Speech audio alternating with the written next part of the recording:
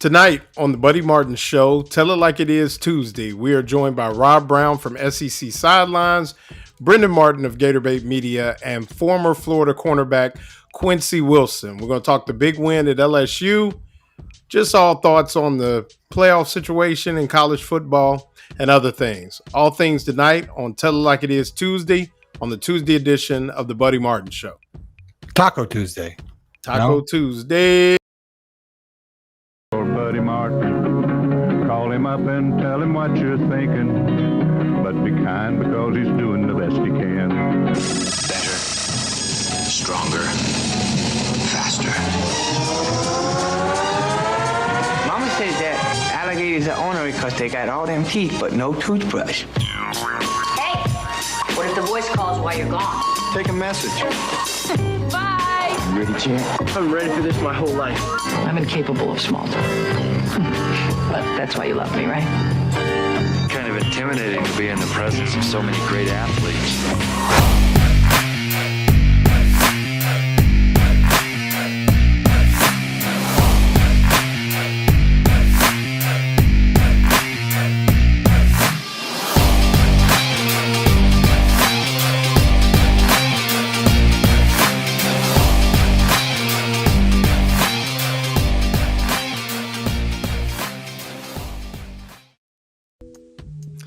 Good evening and welcome to the Tuesday edition of the Buddy Martin Show.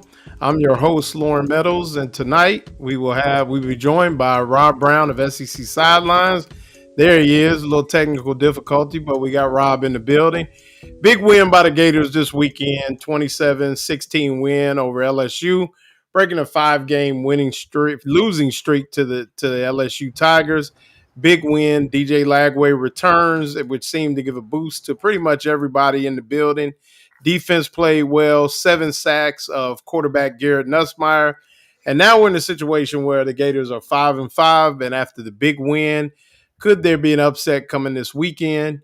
Or, without the upset, could the Gators basically go bowling with a win at Florida State? Get to 6-6, and is Billy Napier now safe? Has he kind of fended off the Boo Birds for another year? But Rob, what did you think of Saturday's game? I mean, it was impressive. We said on the show a few weeks ago, I felt like Florida would win two of the last 5 games. Gators would win 2 of the last 5. They damn near pulled off the win over Georgia. Then you start looking at who they got left. In this case, it was LSU. Then you've got, Ole Miss is going to be tough. And this is Lane Kiffin. He wants to be here, and Billy Napier, wants to beat him and say, hey, look, I can coach too, in Florida State. So I think the Gators, they're going to win 2 of these last 5. They could win 3 of them. But what we've been saying about DJ Lagway, he is physically, when you talk about great quarterbacks, Tim Tebow's strong physically, DJ Lagway strong physically, but his arm is a rare talent, and people will get tape on him. And Brendan and I talked about it this morning, but with him playing, the whole locker room starts to believe we can beat anybody we play. That's what great players do. You shake hands with them, they're electric, and that's what they've got. DJ Lagway is so much better than any other freshman quarterback out there. You just need to see it to believe it. Yeah, you look at the way he played. The ability to play from the pocket. And, the beautiful thing about quarterbacks, Rob, and this is you can get film on a guy and he can be a pocket passer. You can see what he likes to do. What people don't realize is he is yet to really scratch the surface on his ability to run the football, escape, and those are things that you can't. You can try to plan for it, you could try to scout for it, but until you're in the moment and that thing gets loose on the outside, and you gotta bring that big dude down. It's a different thing. You saw it with Cam Newton when he was at Auburn, things like that, and his ability, like you said, the flick of the wrist. The one thing about the Elijah Badger throw late in the game is he had Chimera DK wide open. but chose to, they almost like to risk it, no biscuit, Bruce Arians, Yeah. and take the big throw, and he put it right on Badger, and it was a huge play. I mean, you look at, like you said, his infection, his ability to infect the entire team, make them play with fire, and like we talked about it last week, I think he's somebody that people are going to be beating down the door in Gainesville to come play with. And I think that's the thing that they have going for them. Now, even with Lagway playing, were you kind of surprised with the way the defense played, the fire that they played with having people banged up, guys like Pup Howard missing, Jason Marshall Jr., Devin Moore kind of having the makeshift secondary with Triquezi Bridges having to play corner? Or do you think that that's just the Lagway effect, even on the defense? I think that's part of it. But LSU's offensive line, Pro Football Focus, has bragged about how good they are. Florida got 7 sacks. Ron Roberts, it takes a while to learn a new defense. And he's known for the creeper defense. But and he can be tough to be around. If you talk to people that have coached with him, he can be. But he gets results. But I said last week, I felt like if DJ Lagway was healthy, that Florida would absolutely be able to win this game. And I wasn't surprised at all. What was most impressive, Florida had the ball for 17 minutes and 49 seconds. We were listening to the game down in Auburn, out at Lake Martin, and then watching it on TV with everybody. Everybody watches everybody play. That's the funniest thing about, I don't care where you are, we're all watching each other. It's like having a family with, you're one and you've got 15 brothers and sisters. We all care, and we do. We care about each other too. But, man, Lagway, the announcers, when they watch him play, are like, it's a level of play that you just don't see. And now I see why every Florida person just all in. And I don't know if Billy Napier – Florida's not going to fire Billy Napier. No. I mean, and that's where we're going next. I mean, hit the like and subscribe button to subscribe to the YouTube channel. But, yeah, I mean, that's kind of where we're going now. So, with this win, the LSU win, we had the vote of confidence, then not really good day there on Central Time in Austin. But then they come back and, Rob, I think it's less about the wins and losses, but more about the fact that this is a team that could have folded tent a long time ago. And we've seen it at every school in the country. But the fact that team has continued to be, just play with fire, really behind their head coach and playing well in big games, I think that just it speaks volumes. Unfortunately, for those who don't want to see Billy Napier continue as head coach, the locker room is speaking loudly, and every week they outside of the Tennessee game, they've shown up basically since Mississippi State to play as hard as they possibly can for Billy Napier. Well, Franz Beard said this emphatically a number of times on this show and on SEC Sidelines, our morning show on this channel. He's not lost the locker room, and that's something you just alluded to. Brendan talks about it. There's fatigue. And I read these comments. We've got very high football IQ, very smart viewers that watch these shows. Mm-hmm. And one of the guys this morning, I can't remember who it was. I think I knew who it was, but he said, even if we don't like Napier, it's okay to still love the Gators. And at the end of the day, that is a true statement. But it's nothing personal. I think what was getting Florida people upset was having 12 men on the field and not being able to, get on and off the field in timely fashion. It was stuff like that. And the fact that locker room is still there, the great things are going to come your way. LSU, I know that program pretty well. You do too. Go back 2 or 3 years ago. They only had 38 players dress out in a bowl game. That's just shameful. Frank Duffy's on our morning show, Mr. LSU Tiger. We have a lot of great people. Jacques Doucet, who ran into Brendan on the sidelines, covers LSU and down in Baton Rouge. no excuse for Brian Kelly to not have that team. And what was frustrating to me, the back talking, Kelly was wearing that player out on the sidelines. Really, after the first word or two, the player probably checked out. But I think the Gators, they've got a lot of tradition. Man, the crowd, and Brendan was right. That was like an old tent revival, the Gator fans. That's why the Swamp is so scary. And I can tell you, my Ole Miss friends up here, they know what they're going into. I'm just not sure they're prepared for what they're going into, because it is going to be basically batshit crazy environment at 12 noon. Big noon. We're going to take that because it's Eastern time zone. Big noon. Yeah. And Saturday. And the thing about it is, I was there, obviously, Rob, I sit in the stands with the missus, not up in the press box, and it was loud. I mean, it really was loud. And somebody said to me today, they said that the crowd didn't seem to be engaged. And I'm like, where were you sitting in the stadium? Because from what I saw, I mean, when they played Tom Petty, we won't back down. I mean, it was, it was just won't back down was coming. The crowd was electric. I mean, and I mean, it was unbelievable. And I mean, we talk about not backing down. Our sponsor, Meldon Law, the only official injury law firm partner of the Florida Gators. Meldon Law, just like the Florida Gators on Saturday, won't back down. And we talk about a lot.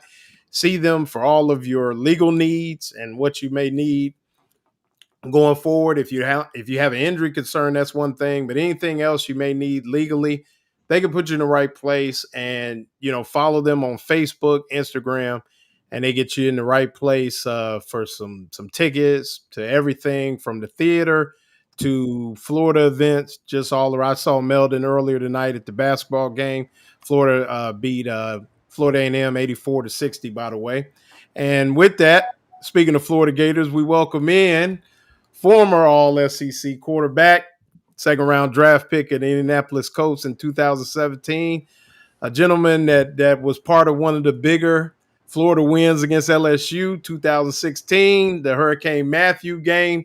Welcome in, Quincy Wilson. Thanks for joining us, Quincy. How you doing? For sure, I'm good. How you doing? All right, man. I know you back in Gainesville, working on your degree, kind of getting that sewed up. Just tell us how has it been being back in Gainesville and what's going on around the Gator football team? It's been great, man. Finally coming back and finishing that degree, something I've been wanting to do for a long time, and I finally had some time to do it. And I'm getting a chance to be around the football team now and just drop my little 2 bits here and there and just give them anything that I can to help them get to be successful on Saturdays. And it's just been a real good learning process, learning from the coaches and just being a sponge, honestly, and just soaking up what I can and just giving back anything I can also to the guys that just help them go through what they're going through, because I've been through it, so I can definitely help guide them through it a little better. And we talk about you and I talked 2 or 3 weeks ago, and you looked at me and said it's gonna get right. We're gonna get it together. Yeah. And what did you see? What have you seen from Billy Napier? You are around the team on a consistent basis. What are you seeing that would maybe give our listeners, our viewers, hope for the fact that this thing is going in the right direction?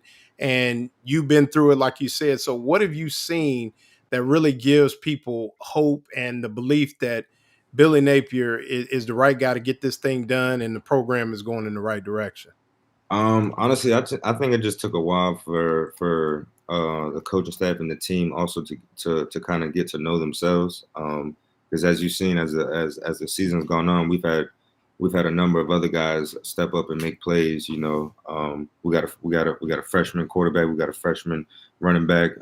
We've had some cornerbacks go down, and we've had other guys step up. So I think Billy's definitely doing a good job keeping everybody on task. Although we've had some bumps, some losses that were ugly or whatnot. And so I think the biggest thing he's been able to do is to keep the team focused, because there can be a lot of noise about this and that and the coach and, you know, a lot of noise outside the building, but he's done a good job keeping the guys focused and just trying to get prepared every week for a game. And I think they put it all together best this past weekend. I think one of the things that's been most impressive is, and have you ever seen a college secondary this banged up? I mean, what is the message in that group where they just, just kind of down to really the fifth and sixth corners, and they lost Cormani. They didn't have Cormani available for this weekend. I know you talked to those guys. Just what has been their message or their preparation with one another? I mean, LSU has some dudes at receiver. I mean, what are they just consistently talking about amongst each other? Maybe with you on the sideline at practice, things like that. That it just continues that allows them to continue to play well. I think it doesn't really matter at the University of Florida when we're down 3 or 4 or 5 cornerbacks, because we always keep 3 or 4 or 5 stars, 4 stars. You know what I'm saying? We got guys that could play. That it's just the model we keep at Florida. And I think the biggest thing that we reiterate to the guys is just next man up. And, you know, because you'll have guys that are starting, but you guys on the bench that also feel like they can play. You know, like when I was in school, when Vernon Hargraves and Tees are on the field, I'm not on the field, and I know I can play. So it's just next man up. And I think that's the motivation that everyone gets, seeing that you're going to get your chance. And then when you get your chance, you can make your plays, like how Cormani came in and made his plays, how Didi's coming in and making his plays now. You know, how Demo came in and got a few interceptions before he got hurt. So I think guys are seeing that there's plays to be made and it's fun out there. You know, like when Didi had that 4th down stop early in the game and it got loud, like it's fun to make plays, like and it's out there. You just got to go do it. Absolutely. Say hello to Rob Brown. He's an Auburn guy, but all around SEC guy. Rob, what you got for Quincy? I want to ask Quincy, first off, it's great to be on here with you. And a couple of my friends are watching. My son and Oakley McFerrin, he's the biggest Steelers fan in the world. I was actually in Auburn Sunday and went by. My son was over at his place in Auburn before we came back to Memphis. He had a Steelers, the Immaculate Reception jersey that they came up with. Yeah. But wow. In 6 years you played in the league. And I got to ask you the amount, and I remember talking to Jason Campbell. He said when he left Auburn as the first-round pick with the Redskins, he said, I thought I studied a lot in college. I'd get home from practice, take a shower, eat a sandwich. And there's 50 pages of notes faxed to me. The daily grind. Talk about life, how it prepared you playing it in Florida. And I'm with you because you're from Fort Lauderdale. I know that Dillard program really well. I think Auburn's had 23 players from Dillard over the years.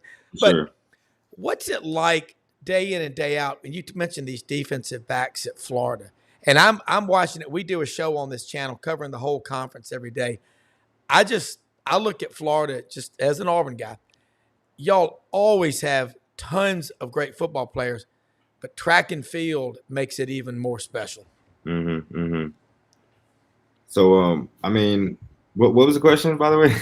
Yeah, I got kind of carried away. But really, how much did it prepare you for life in the NFL playing in the SEC at a program like Florida? And then I want your thoughts after that about DJ Lagway. The more he plays, the more tape opponents have on him.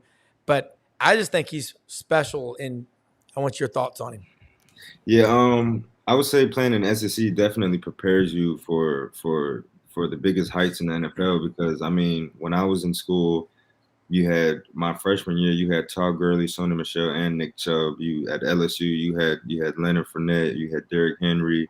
You know what I'm saying? So at Tennessee, you had Alvin Kamara. So it definitely prepares you for the NFL caliber type guy. And then, going against Alabama, every time you play Alabama, I played Alabama all 3 of my years. So that's an NFL game. You got Calvin Ridley out there. You got Kenyon Drake out there. You got, endless guys that can really test you. You know what I'm saying? So I think playing in the SEC definitely gets you ready, because as you see now, the top receivers in the league are from LSU. So when you're in the SEC, you're getting a chance to go against guys that are going to be the top guys in the NFL. You know what I'm saying? Like Alabama puts out countless guys that are top in their game. You know, Florida's got guys, Georgia's got guys like.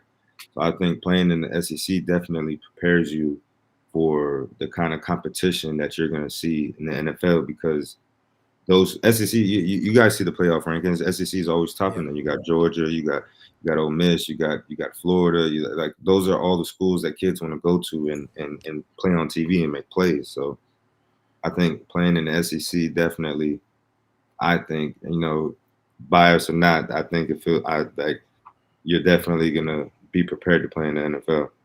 Yeah. And then what about Lagway? What's your thoughts on seeing him on a consistent basis? Where you think he can go?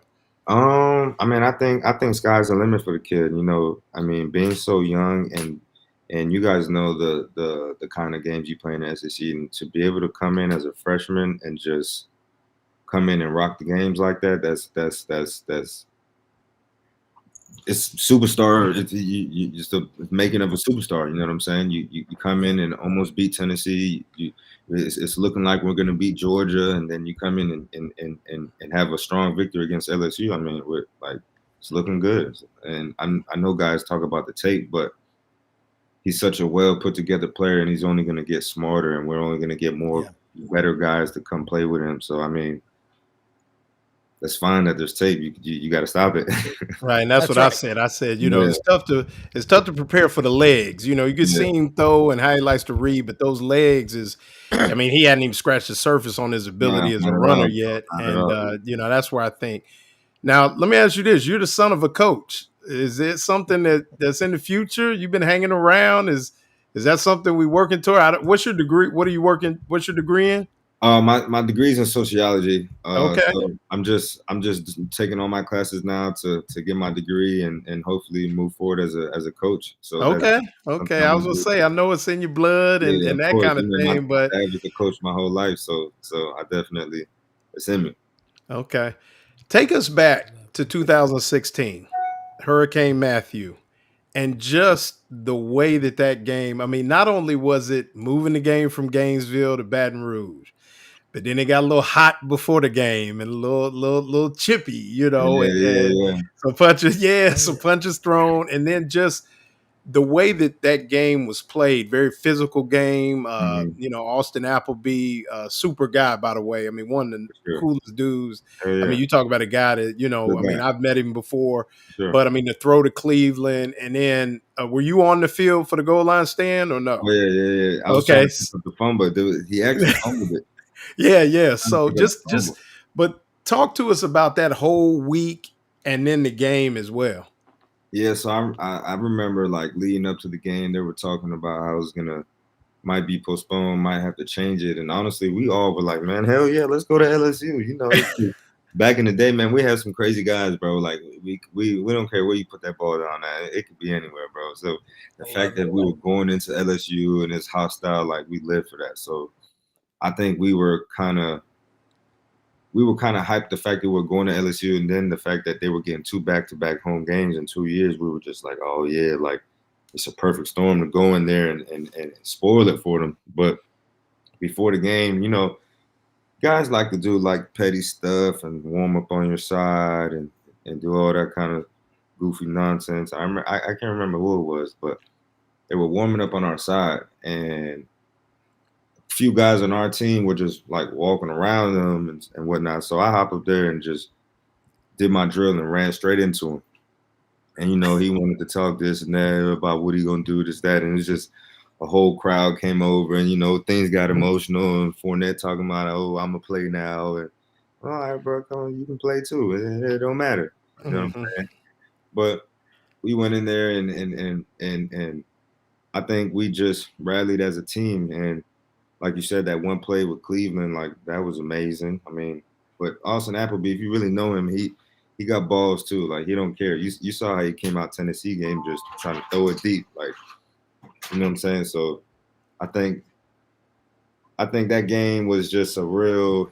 I think we just came together as a team. It was almost like the win this weekend. Like everything just clicked, and we all were together as a team and just fought for the common goal, and just I just it was just a good. That's how you play Gators football right there. You know what I'm saying? Just a real defensive victory, and you just stomping them out. So I just feel like that was how that went, and it was definitely one for the books. Right. Take us in the huddle, that last play. This is Yeah, I it. mean, If we get this one, we go to the SEC championship game. yeah, What was just? I mean, what take us into the conversations? Like you said, you guys have some dudes. So you got the yeah, I mean, Roshan Josephs and all those. What is yeah. the conversation? During that. I mean, that right before that ball, right before the snap. I mean, it's a familiar feeling because back then when we were in school, we were known for putting up those goal line stops. So like, whereas in other situations, you know how you watch games and you kind of have this fear that the team might get in, but it was almost like we all were just like, man, they're not getting in here, and we know it. So it's just like we were just mad confident. Like 2016 was just a year of just everybody confident. You can tell like no one hesitated. We all were just firing. Everyone was firing on all cylinders. Like, and it was just something we never believed. We always believed we would win the game. We always believed we would make the play, and it always went out there and showed them. It was all of this was built every day in practice, though. This is all the things that we did in practice, and just stress to each other, and just. Yeah, that's awesome. It all comes together on Saturdays, right? And like you mentioned, last Saturday's game had a lot of that feel to it for sure. Kind of out of the blue, you guys going there, really nobody giving you a chance because the game was at LSU, and coming out with a defensive win. Just like on Saturday. Sure. Rob, what you got? No, I like what you just said. That LSU Florida rivalry is a damn good rivalry. People say it's sneaky good, but I remember those games you're talking about, and I remember the post game after the hurricane. It was Florida was jacked up. You should have been. When you're watching these guys play, when you're at practice right now, and you're out there seeing them, you look at the recruiting. Everybody wants to come in. They want to play right away. New defensive coordinator comes in. How long does it typically take to learn that new defense to where you're really reacting versus having to think a lot? Man,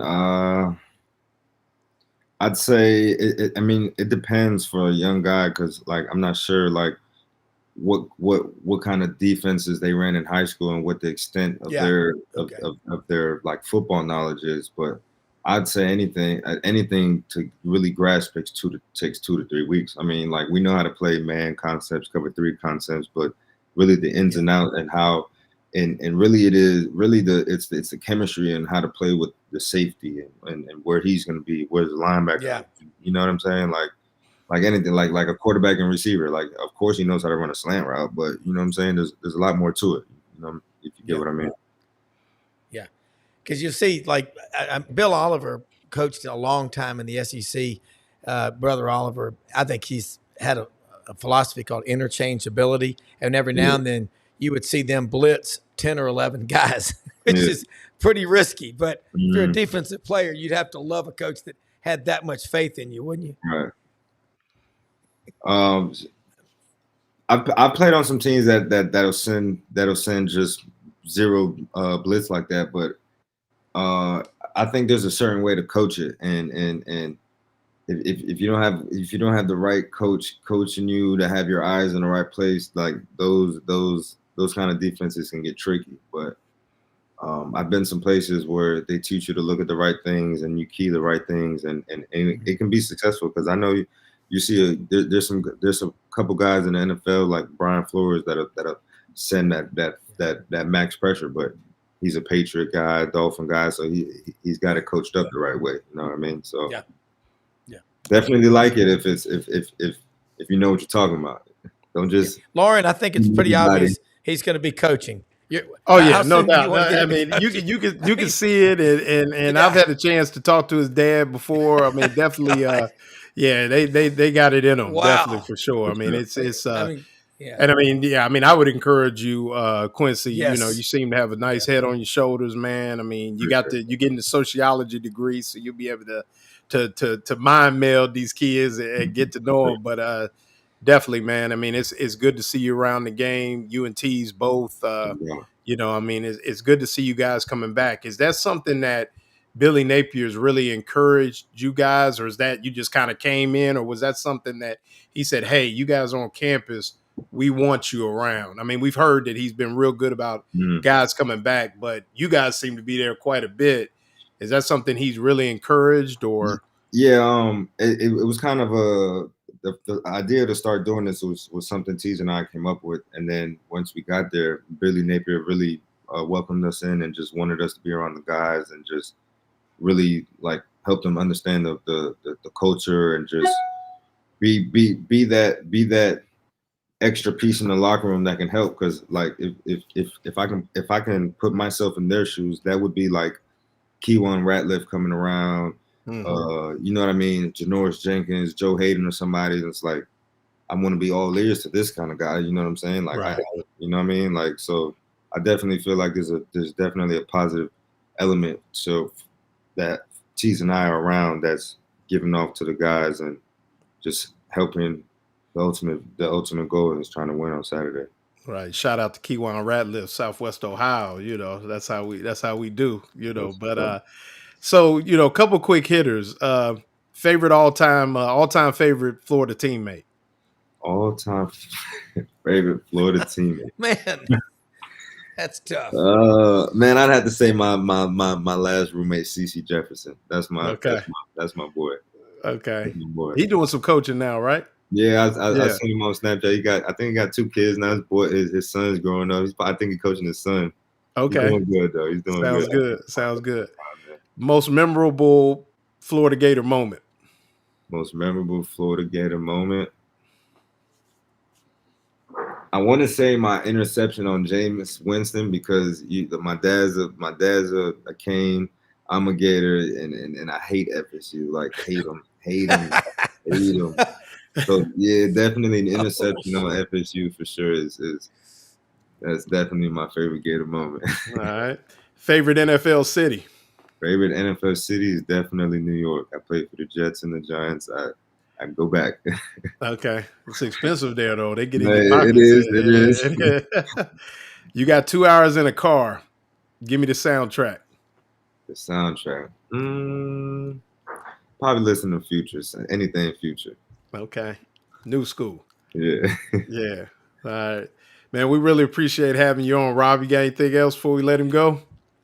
If you were in Pittsburgh tonight and you went in the warehouse district, would you go to Permane Brothers and get you one of those damn sandwiches? Oh man, I definitely would, bro. Oh my God, when I was up there for the 2 months I was up there, I definitely went to Permane Brothers, bro. They definitely got some. They doing some good stuff in there. Shout out to them.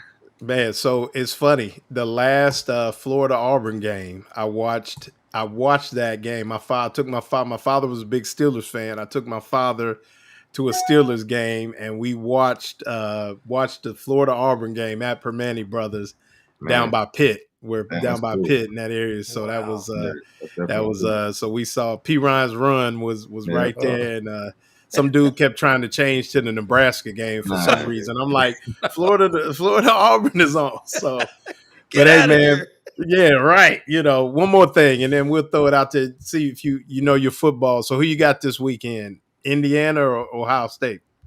That's really the only big game this weekend. And I'm going with Ohio State, man. They got a young guy from down my way at receiver.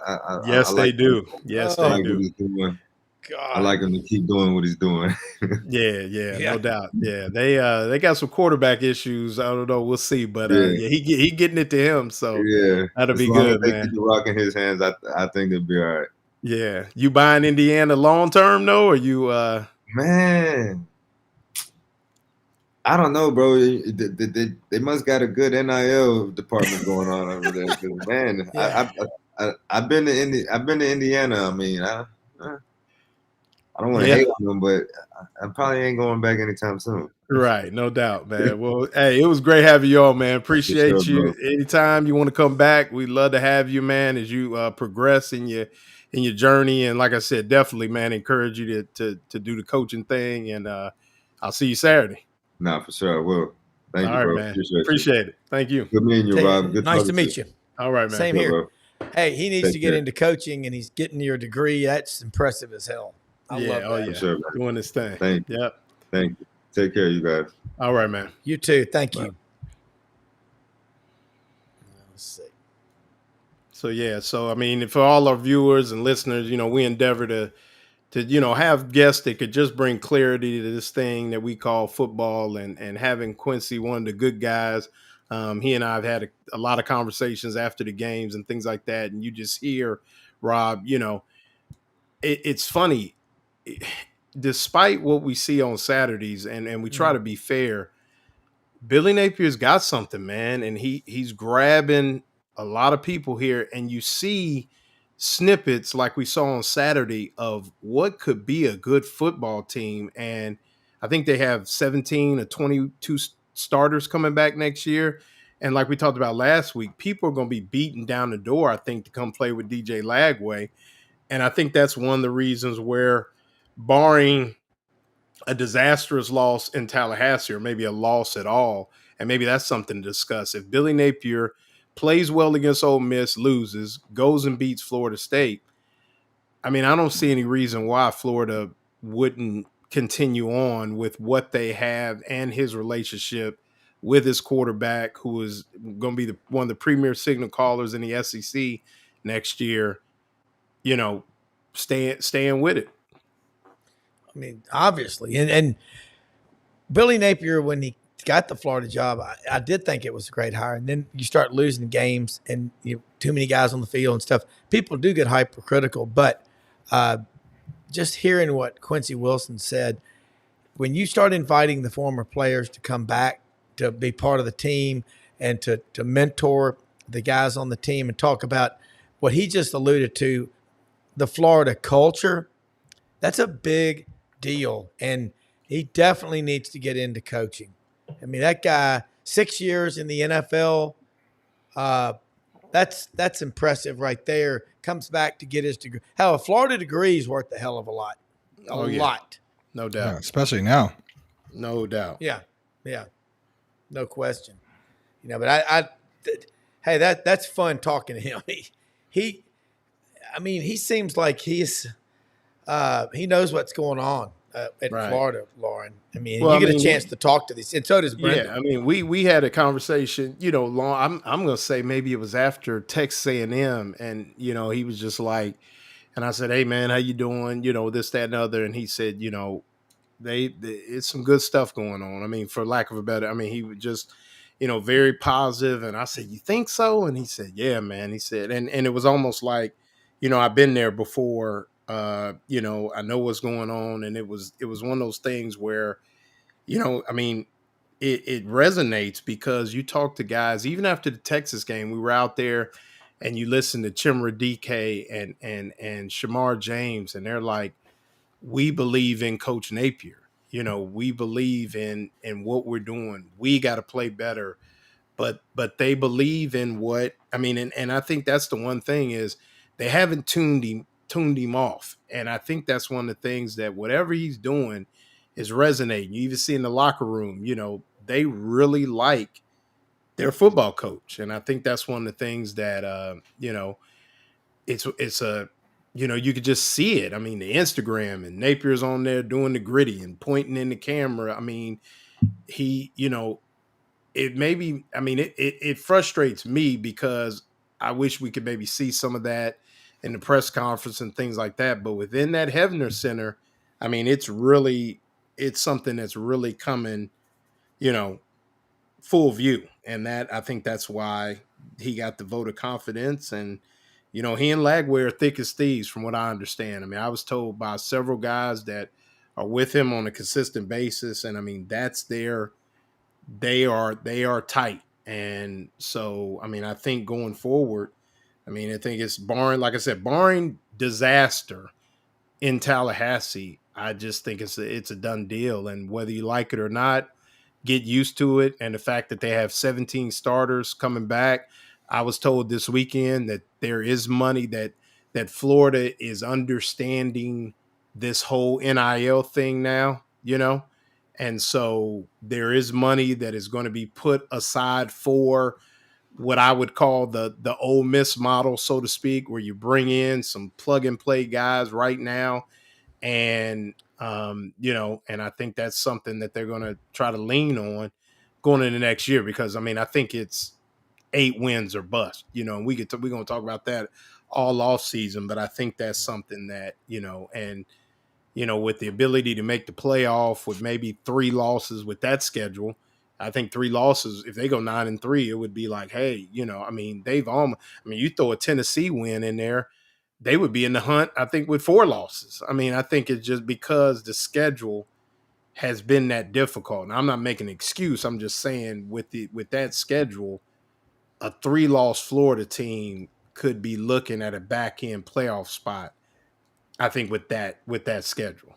I want to throw something at you, and the Blue Chip Index has Florida coming into this season number 9 in the country, and that's a measure on a 4-year cycle of 4- and 5-star players on your roster. And then the 24/7 composite index has the Gators at number 12. There's talent on this roster, but I think, and I'm reading the comments of people, yeah, you get frustrated, but football teams are like stocks that dip. And if they've got a strong pipeline of talent coming in and solid coaching, and that's why I asked that question. It takes time to learn a new system. You can't keep getting rid of coaches. Look at Shane Beamer, what he's doing at South Carolina. His father, it took him 6 years to get going at Virginia Tech. He had a 2-9 season, a 2-10 in there, like his 4th year. They stuck with him, worked out. I can't predict the future, but just knowing this Florida program as a rival, you get the right person in there. It's like the wind at your back, and it's I guess too many players in the state. I guess my question is really, first of all, I'm always glad when the Gators win. I'm a Gator fan. Absolutely. I love the Gators. I'm not trying, and I have been actually very quiet this entire time. I have not, well, maybe with you, Lauren, but on Rob's show, I have not, especially when things started to go really south, I have tried not to pile on in the process, because and I'm trying to be educated. I don't want to just sit there and blast a guy. Well, and before you go further, Brendan, you did play football. You have played, and you played. Yeah, my dad is Buddy Martin, right? So, and you didn't play. I kind of been around the sport, right? Absolutely. So that's what I'm gonna give you some. I'm gonna read your resume before you go in. Go ahead. I did work in TV trucks for 15 years, and I worked for the NFL even, and did slow motion replays. So there you go. I've been around the sport a little bit. Absolutely. So I guess I always want, and I saw the cohesiveness, and I saw things start to gel, and that was exciting. I did see some of, I'm talking about the game against LSU. I did see some of these penalties start to come into play, some of the dumb penalties that, you hold your breath. But what I saw, which was different at the end of the game, because I was on the field, obviously, and I walked up to Chris Spears, a photographer, and he does a million other things. He's a very successful guy, but Chris Spears takes pictures for us. And I saw him, he goes, and I said, so what'd you think? And he said, it's just, it is a huge sense of relief on the football field right now. And there was and I love that no one stormed the field. I thought that was classy. It shows that there is class for Gator fan. We've been here. Correct. Let's not storm the field just for beating an okay LSU team. Right. So, and I thought, and there was some jack-offs that tried, but there was more security there than I've ever seen, which is good. But that being said, there was a huge sense of the monkey is off our back, right? We and I don't know, call it the feeling of the curse is broken, or all these things that people want to throw out there, but I can't really describe it other than if there was a fan base that needed a win, it was the Florida Gator fan base. I know the Florida Gators needed a win, but the fan base, lifelong Gators that slug it out, no matter if you're there or not, a player, coach, or whatever, that was a win for the fans on Saturday, which was really a neat thing. And I think that's an exciting piece of momentum. Now, with that being said, going forward, yes, there's tape on Lagway. Yes, I think he will overcome. I think he's just going to beat you no matter what. The question, now remains, can he put 1 and 2 and 3 and 4 and 5 together? And that's what's hard to me playing in the SEC and playing at this level, is that each week you really gotta strap it on. I think the big thing for them is going to be the fact that, at least from an offensive standpoint, is if they can continue to run the football to a serviceable degree. Right. I think that's where it's going to be, because I'm not sure Lagway is ever going to beat you throwing the ball 50 times, 40. I think his good number he has to start right. Right. He's threat eventually. And absolutely. You can defend that. Right. But what I'm saying is, I think if they can run the ball, it keeps him in the sweet spot of 20 to 30 throws a game. Okay. And I think that's where his sweet spot is. So they, and I'm not talking about the next 2 games. I'm talking about as he continues to progress, is if he can be, 7 to 8 design runs, then you toss it to Barr, you toss it to Jackson, you toss it to Trayon Webb, and you do all that, then you got 8 design runs, and then he's in that sweet spot where you should run 70 plays a game. He's in that sweet spot of 20 to 30 throws. I think that's where he's going to be. And like you said, Brendan, then you got the 8 designed, and then he drops back 25 to 30. And let's say he takes off 3 to 5 of those. Now, like you said, he affects the game with his legs.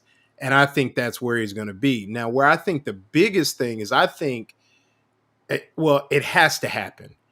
Going forward with, I think, the young talent that they have on defense, I think you could see a huge jump and a huge progression in maybe the way the defense plays. Because I think if they get a serviceable defense, I think it's 9 wins to be had next year, at least. Yeah. And that's because I do think they're going to get some grown men to come in here and play for the University of Florida, because they are going to want to play for DJ Lagway. And I've been told, and I use this example, but I've been told that there is already a guy that is waiting in the wings, so to speak, that has already said, I can raise my draft stock by blocking for DJ Lagway. So that was a quote from someone who's at another school, Yeah.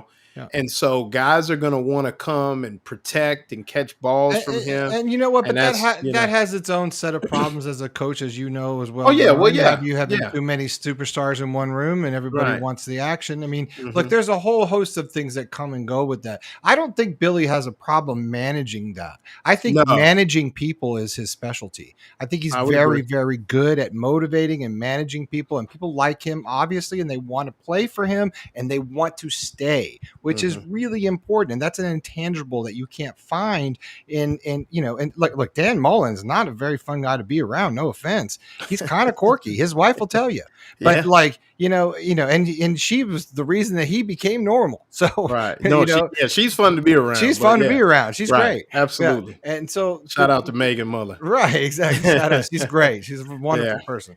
So, and so is he. I'm joking around, but I'm just saying, end of the day, like it is, I want to be hopeful, and I am hopeful. And I think that there is so much exciting things going on. And I think, yes, everything's going this direction, in the right direction. I just hope everyone can hang on, because, if you go out and don't find another win, and if you can't beat Florida State, and, things go a little inconsistently wrong, or Lagway gets hurt because, maybe he, maybe gotten us, wanted to run him too many times, there's no one really back there in the number 2 spot that's going to do anything. And I think this season doesn't really matter as much, as we've already determined, but really it's about seeing that progression. Has Billy secured his job for 2025? Absolutely. You would be dumb not to, especially with all the recruiting coming in. And as long as he can beat Florida State, which I think is very doable, even though you got to go to Tallahassee, I think I think he's going to be an okay spot.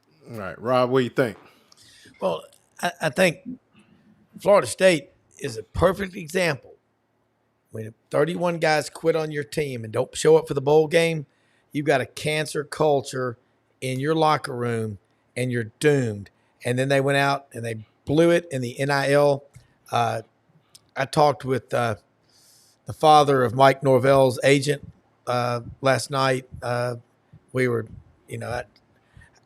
listen, they've got a mess. Florida, on the other hand, Florida is the flagship university of the state. Got what Brendan says, 6.5, 7 million fan base. You've got 90,000 plus at every game at the Swamp, and you've got a quarterback that gives you hope. The thing about DJ Lagway is, like any other quarterback, just you got to know when not to take hits. Extend your career. Do you think Billy's learned from AR? Either one of you? Do you think learned from AR? Well, just learning how to keep a guy healthy. That's that style of quarterback. See, I don't think that. I think you recruited the guy for a reason, and I'm talking about Lagway. You recruited him for a reason. He is a dual threat guy. If he gets hurt, you can't. He's the reason you're winning. You can't. I don't think you can call plays that way, Brendan. As somebody who's called plays before. He was. No. Oh, Saturday, I don't think he could run. So that was the other thing. It was getting him. So I think that's a misnomer. Maybe the fact that I don't think Lagway could move. So he knew he had to keep it in the pocket, and the edict was to keep him clean. Right. Going forward, and I'm not talking going forward the next 2 weeks. I'm talking about going forward next year when they open up against South Florida, Florida A&M, going to Miami. They got to turn him loose. It's got to be like, you got them dogs and sick them. I mean, you got to be. You recruited him because he can affect the game. Yeah, with both his I don't arm say and you leg. don't. You don't obviously take away his talent. I'd be ridiculous. I'm just saying. We're talking about this year. We're talking about Ole Miss this Saturday. I mean, look, can we if we bring focus, where's Billy get this other win? If he doesn't get it against Florida State, is there another place? Well, no, there's not. He's got it. I mean, he can get it this weekend, but who knows? I don't like comparative analysis, but you look at Ole Miss's 2 losses are the teams Florida beat. Well, you could be like, Nancy but I Porter think from Rebel Yell today said that, man, Billy's got this on his calendar. Like everyone's talking about Lane Kiffin replacing him, and right, Rob? Well, yeah, he did, and remember, the win over Georgia is the biggest win in Lane Kiffin's career, and his record. And Georgia, I'm going to guess, is going to win at least 9 games this year. With that win over Georgia, that gives him 4 wins and 20 losses against teams that finish the season with 9 wins or more. I think Ole Miss, it was admitted, apparently, I think they talked, I heard it last night. Yeah, we were talking last night at the Touchdown Club. A reporter that had said Kiffin was flirting with Auburn a few years ago. Finally, it was proven that he did because Kiffin gave him a hard time. But bottom line, like Yancey Porter said this morning, Rebel Yell Hotline on the show, he's got this game circled. Billy Napier does, to prove y'all want Kiffin? Really? I got a lot of Ole Miss friends. They are dreading this trip to the Swamp.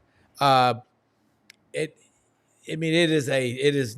a terrible, you can call it a trap game or whatever, but Florida's trending up. Ole Miss had a week off after the big win over Georgia. They're going to be playing, it's kill or be killed for them. They lose, they're not getting in the playoffs. They've got to win. I hadn't made my pick on this game yet, but DJ Lagway didn't run last week. That hamstring's probably stronger than it was. And if he's running and passing, and remember, LSU ran 92 plays. And Brendan, you said they beat an okay LSU team. It's still LSU. And I'm looking at the talent index 24/7. They're number 8 in the country. Brian Kelly's got to learn how to not – you don't argue with players. Y'all know this. And I got kids. The second word out of your mouth after it, you're going down. I wouldn't put up with it. I would not put up for 2 seconds with a player talking back to me as a head coach. Kelly's lost control. It looks to me like he's lost control. He gets so angry and upset. And Billy Napier, man, he's cool hand Luke over there. It's just got to get better organized. But I think Florida has a really good chance to beat Ole Miss Saturday. All right. And we want to talk about Titan MRI, Gainesville, Lake City's newest MRI facility. Make you feel comfortable. Insurance, no insurance, basically the place to be. Titan MRI, Gainesville and Lake City's newest MRI facility. Your medical provider will contact about us making any appointment for you. And the hours are Monday through Friday, 8 a.m. to 5 p.m., Saturday by appointment, evenings after 5 p.m. by appointment as well. So very accommodating for your Titan MRI. What I want to get to on the way out, guys, and we be doing a disservice because we're basically in week 11. The third college football rankings came out, and they are as follows: Oregon, Ohio State, Texas, Penn State, Indiana, Notre Dame, Alabama, Miami, Ole Miss, number 9, Georgia, Tennessee, Boise State, SMU, and here's an asterisk. BYU is 14th, but BYU is the number 12 seed no matter what if they stay where they are because they're the 5th highest ranked conference champion. Anything stick out to you in those rankings? Brendan, you and I talk about it every day. 80% of the TV sets in America live in the geographical footprint that is the Big Ten. Mm-hmm. And damn, Oregon, Ohio State, Penn State, Indiana. And then you got all those guys that look like Archie Bunker sitting in their recliner wearing white socks drinking PBR. That's the Big Ten, man. It's guys like that coast to coast. They all got a picture of Woody Hayes on the wall next to Jesus. It's a tough crowd, but they are appealing to that Big Ten TV market. And the SEC is getting squeezed here. Are you kidding me? Texas, and they were manhandled by Georgia. I think it looks like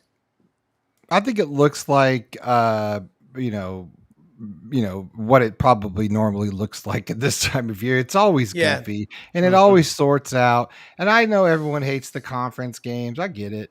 Like, I know, like, but you mean the conference championships? Excuse me, conference championships. Yeah. And I get it. But if you're an SEC person, I think it's always going to matter because it matters to win the SEC. So y'all don't have to play it. We'll play the extra game anyway because y'all suck anyway. What do I think about it? I go through the top. This is what I think. Oregon, overrated. Ohio State doesn't play anybody. Texas, give me a break. Penn State, I mean, stop it. Indiana, I like you. A top 60 team win. I don't even think they have a top win in the top. No, one. they don't. Zero. Notre Dame. Seven of the worst 8 teams in an 18-team league. Yeah, Notre Dame. I mean, come on, dude. Their contract with NBC has kept them alive for way too long. Go to Alabama. I mean, I think Alabama's better than sort of a lot of ways. So, are we buying Notre Dame's win in College Station, or is that a thing of the past? I'm not. Okay. Just because I'm not convinced about A&M. So, okay. But I mean, that's just me. Be honest with you, and this is going to get me a lot of shit, but this is the truth. and is that I really like 2 teams, and they're 13 and 14. I like BYU and I like SMU, and I like BYU for a couple of reasons. One, I'm from that area in Colorado and out there, and I know BYU, first of all, is a gorgeous campus, great school as far as academics, and they have a shit ton of money, like more money than God, literally. And because people don't understand, the Mormons are in Coca-Cola, they're in huge corporate Florida. No, I'm talking. No, BYU. they're in Florida. BYU. The Mormons own like a ton of cattle farms in Florida.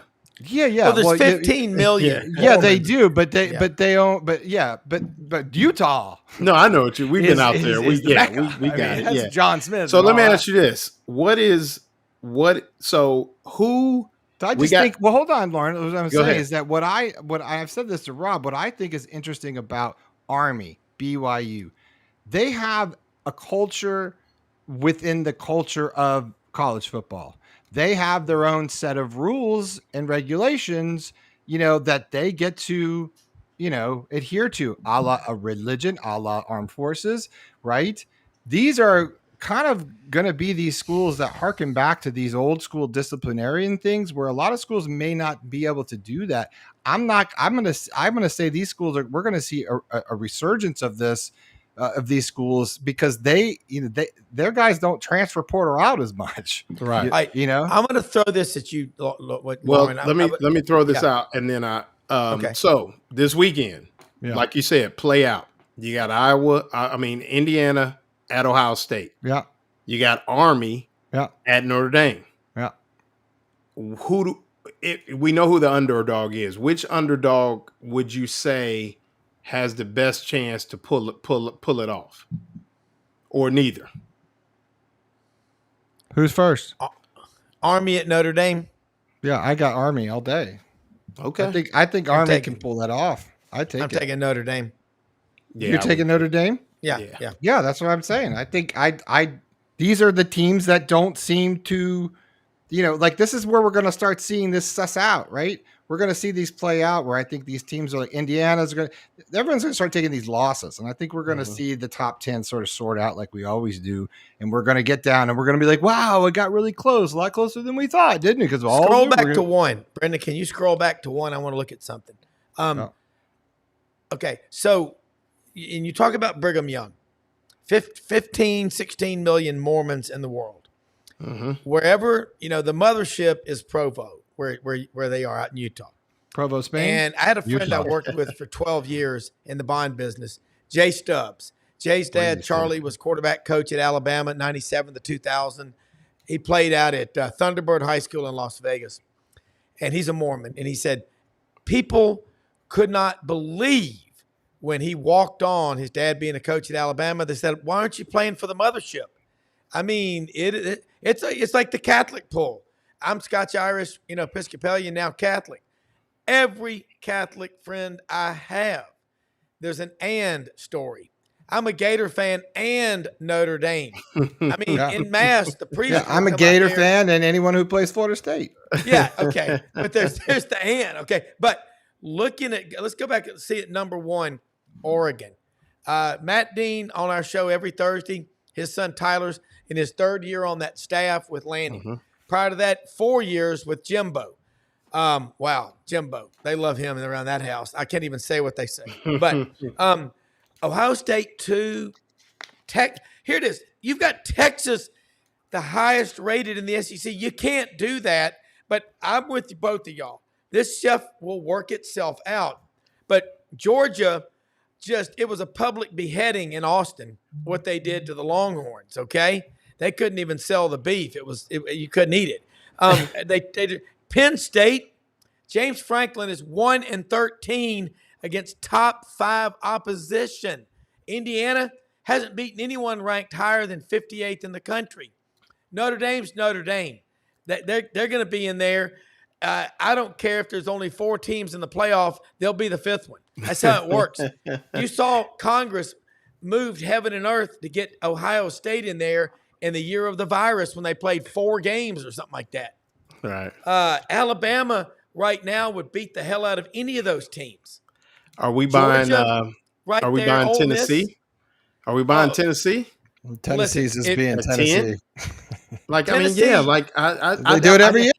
Oh. Tennessee, like I don't. I mean, it's like I said, it's going to shake. It's going to work itself out. out. Down, everybody. It does and it I think every year. they're doing it to get people to do what we're doing. That's to talk. And it's about working. It. It's working, Rob. It's working. Yeah, absolutely. Hey, you'll be on tomorrow talking about it. It's working. Yeah, they're gonna get it within a 12-hour period. They're gonna break it down. But that's what we love about it. So let's throw this out. So Indiana, Ohio State. Who you got, Rob?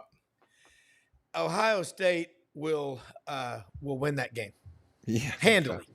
Yeah. And Brendan, you said you're taking Army over Notre Dame. Or you taking Notre Dame? No. I was just I was not taking Army over Notre Dame. Oh, okay. Yeah. All right. I'm taking Notre Dame. Okay. I don't. But you were saying which of the two upsets of the two games? You would say that Army would have a better chance. Yes. Yes. I have a friend. I don't think they're gonna. I'm not saying they're gonna upset Notre Dame.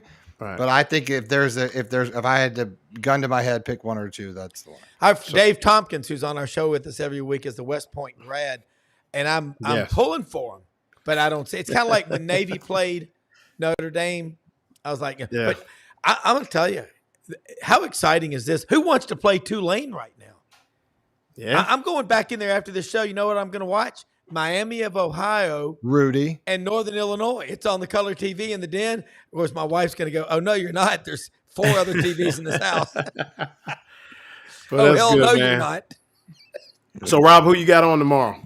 All right, got a great one in the morning. Jason Caldwell, AU Undercover.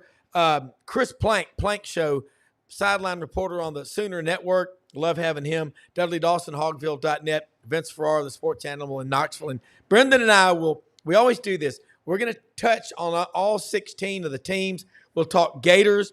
I call it the tectonic plate theory. We're all connected, and man, it gets more fun. I wake up at 4:30 or 5 bouncing off the wall because it is so much fun, and we're so blessed to have a lot of people that like the show. And I got this guy, EPBM. It's what's not to like about we go with Brendan. Right. Subscribe to there you go. Sideline Sports Network, which encompasses everything from GatorBaitMedia.com to the Buddy Martin Show to SEC Sidelines. We got it all for you for sure. We got a fun channel, man. Thank you for no doubt. Yeah, and vote for my friend Lisa, who's running for the Fab 40 over 40 contest, raising money for breast cancer research. If she wins, she's donating her proceeds to the hurricane victims in Florida. So we are supporting Lisa. Just click on the QR code. You'll see a little vote. You can donate, buy more votes. Help her out. She's our candidate. Vote for Lisa. And don't forget about also. Speaking of research. That was a nice segue. Yeah, there you go. You guys. Come on. Come on, let's do it.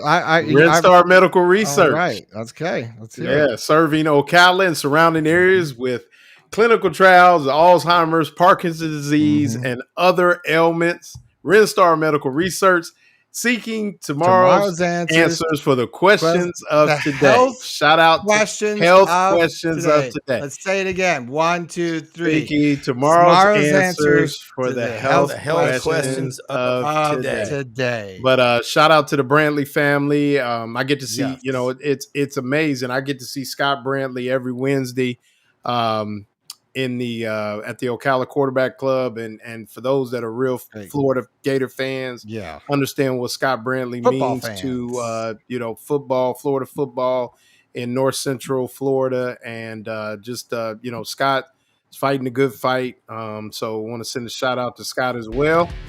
And great show, guys. Thank you guys for coming on, Rob. Definitely appreciate Quincy Wilson, our producer. The man, Brendan Martin. Never leave this chair. I'm here all day. Be here in the morning. Like it is Tuesday. Oh, yeah, definitely. Right here. Great show. Good job, everybody. All right. Good night, John Good night, Boy. folks. Go Gators. Hit that like and subscribe button. Subscribe to the channel. Good night, everybody. Monday through